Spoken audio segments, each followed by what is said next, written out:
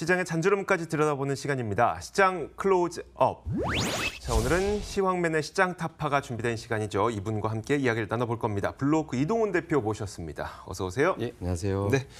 자, 2019년 시작한 게 언젠가 싶었는데 벌써 한 15일 정도 지나서 1월 시장이 반이 지나갔네요. 예. 1월 시장에 대한 중간 평가를 한번 내려볼게요.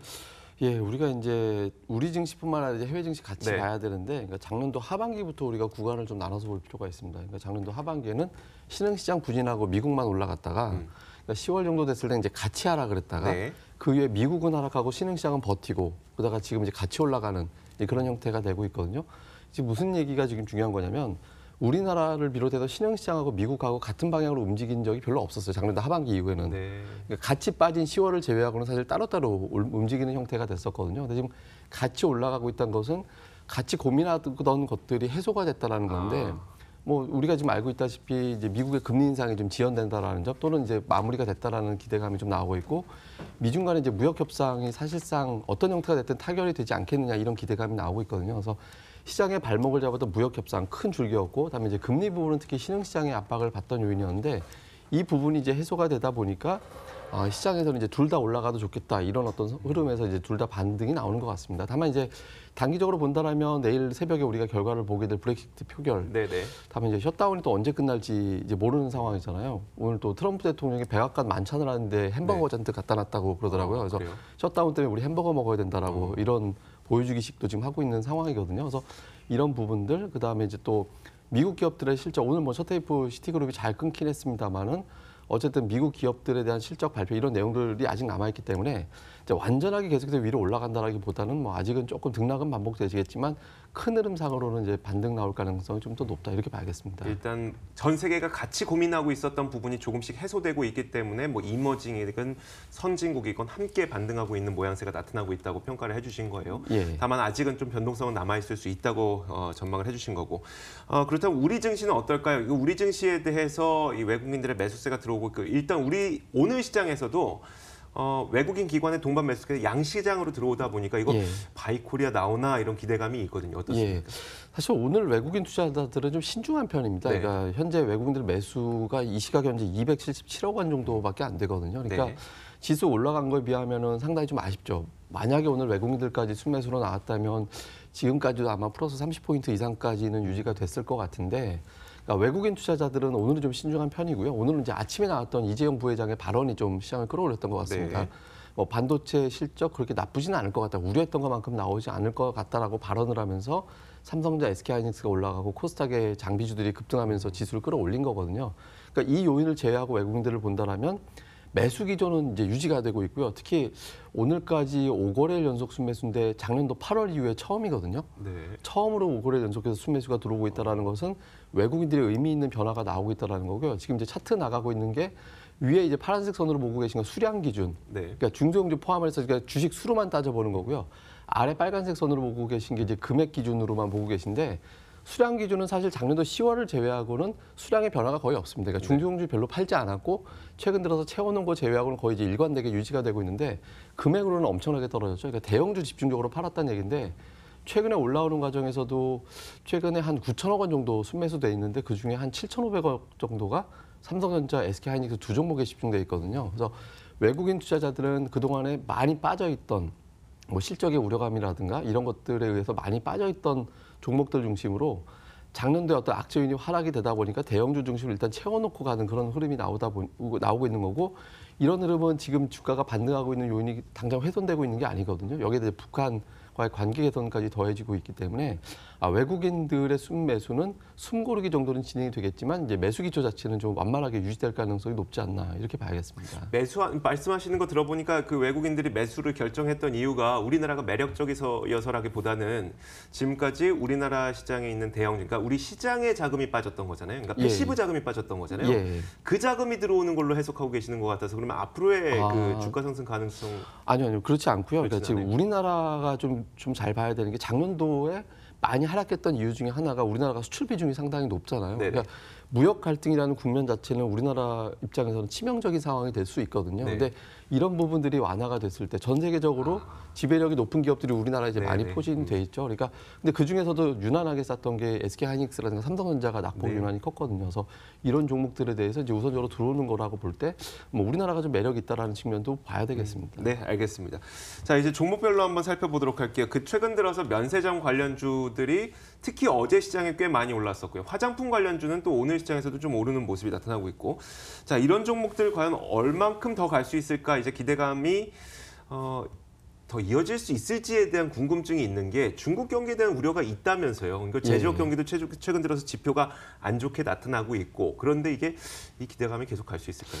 이제 어제 같은 경우 보면 중국의 수입하고 수출 증가폭이 예상치보다 안 좋았죠. 그러니까 증가폭이 아니라 감소, 역성장했잖아요. 그러니까 네. 수출이 한 4% 정도 감소하고 수입이 한 7%포인트 정도 이제 감소되는 그런 결과가 나왔는데 이거 GDP에 분명히 영향을 줄 거거든요. 네. 그러니까 이제 우리가 6.5% 정도 기준 보고 있는데 6% 초반까지 보고 있습니다. 그러면 중국 입장에서는 이걸 경기 부양을 해서 채워 넣어야 되거든요. 그럼요. 예, 그러니까 경기 부양을 할 가능성이 높고 그 부양책이라는 거는 뭐 인프라 투자라든가 이런 것도 되겠지만 수출로 하기 어렵다라면 내수 시장 활성화시키는 것도 좋은 방법이 되거든요. 그래서 지금 당장 이게 효과가 없다 하더라도 잠재적으로는 중국 시장의 어떤 내수 시장 활성화에 대한 기대감이 여전히 좀 있다라고 봐야 되기 때문에 그러니까 이 부분에 따른 효과라든가 이런 것들은 좀 나올 가능성이 높습니다. 그래서 당장은 이 종목들이 그렇다고 또 다른 종목 대비 뭐 가치 대비 뭐 저평가냐 이런 것도 아니거든요. 네네. 그러니까 바로 뭐 주도주가 된다 이렇게 보기는 어렵겠지만 잠재적으로 본다라면 꾸준하게 상승 기조를 그려나갈 가능성은 충분해 보입니다. 투자 전략은 어떻게 세우세요? 이 종목들에 대해서?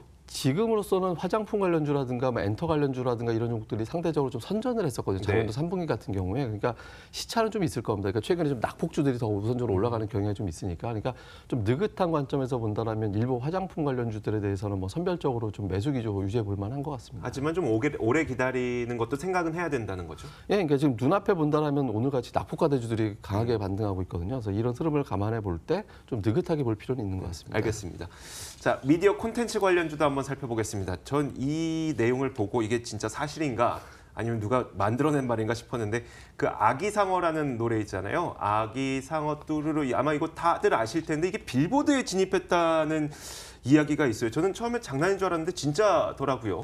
그래서 이게 저는 사실 노래를 잘 모르는데 작년에 무슨 선거 이슈 때문에 이제 우연히 한번 들었다가 네네. 근데 이제 중독성 좀 있는 것 같더라고요. 네. 근데 이제 이것 때문에 이제 관련주가 한 3개 정도 되죠. 그러니까 이걸 지분을 갖고 있는 제작사의 지분 갖고 있는 업체 또 컨텐츠 계약을 한 네. 업체들로 이제 강세 보이고 있는데 지금 잘 보면 이런 이슈가 있는 종목군들만 골라서 움직이고 있거든요. 그러니까 예를 들어서 뭐 삼성출판사가 네. 아기상어 관련된 내용으로 이제 강세를 보였고 또 그렇죠. 예, 그 컨텐츠 개발하는 업체들이 선별적으로 강세를 보였고, 그다음에 우리가 이제 미디어 컨텐츠라고 할 때 예전에 우리가 엔터주라고 했었는데 지금 엔터주가 강한 게 아니고요, 미디어 쪽이거든요. 예를 들어서 제이 컨텐츠리 네. 최근에 이제 스카이캐슬이라는 드라마 그렇죠. 때문에 올라가고 있고 또 스튜디오 드래곤 같은 경우도 수급이 최근에 양호하거든요. 주가 등락과 무관하게. 네. 이거는 또 아람브라군의 추억이라든가 이런 이슈가 있는 종목들만 골라서 가고 있거든요. 그러니까 한류가 아니라 지금은 어떤 컨텐츠 강력한 킬러 컨텐츠가 있는 업체들 중심으로 매수가 들어오고 있기 때문에. 이런 종목들은 매수세 대비 주가가 상대적으로 많이 올라갔다라고 보기도 어렵습니다. 그래서 네네. 제이콘텐터리라든가 이런 종목들에 대해서는 뭐 삼성출판사라든가 이런 아기상어 관련된 종목군들은 조금 등락이 좀 단타성이라고 볼 때 제이콘텐터리 같은 경우 장기적인 어떤 성장 능력을 조금씩 그려 나가고 있다라고 볼 때는 좀 관심 있게 봐야겠습니다. 그럼 그런 장기적인 성장성을 갖고 있는 종목과 이렇게 그 갑자기 하나의 캐릭터가 붕 떠서 주가가 급등하는 것과 어떻게 구분해서 어떻게 투자 전략을 짜야 돼요? 근데 사실은 이제 예전에 터닝 메카드라는 네. 아이들이 되게 좋아하는 장난감이 네네. 있었잖아요. 저도 엄청나게 많이 샀어요. 그거 엄청 많이 샀는데 지금 생각해 보면 그건 정말 1년 이상 가지는 않았거든요. 네. 그러니까 그때 이슈 올라갔다가 다시 빠져나가고 들어가는 자금 성향 자체가 그럽니다. 아, 투자해서 사주셨어요? 아니요, 저는 전혀 아니라. 그렇진 않죠. 네, 뭐 새벽에 가서 줄 서서 사는 적도 네네. 있고 그랬거든요. 그러니까 그런 어떤 단기적인 이벤트 이슈보다는 제이 콘텐트리 같은 경우는 이제 드라마가 탄탄하게 나오기 그렇죠. 시작하면서 외형이 다각화되고 있는, 그다음 뉴스도 시청률이 높아지고 있는 상태고, 네. 그러니까 이런 부분에 주목을 해본다라고 봤을 때는 단기성보다는 좀 중장기적인 관점에서 접근해 볼 필요는 있는 것 같습니다. 네, 알겠습니다. 자, 어떻게 투자 전략을 세워야 되는지까지 한번 들어봤는데요. 이제 시장에 대한 전략을 마지막으로 좀 정리해 보도록 할게요. 자, 이제 내일장이 어떻게 될지 우리는 뭐 전혀 알 수는 없습니다만 이제 준비는 좀 해봐야 될 것 같아서요. 좀 전망을 해주시면서 내일 시장은 어떻게 대응을 해줬으면 좋겠다 말씀해 주시죠.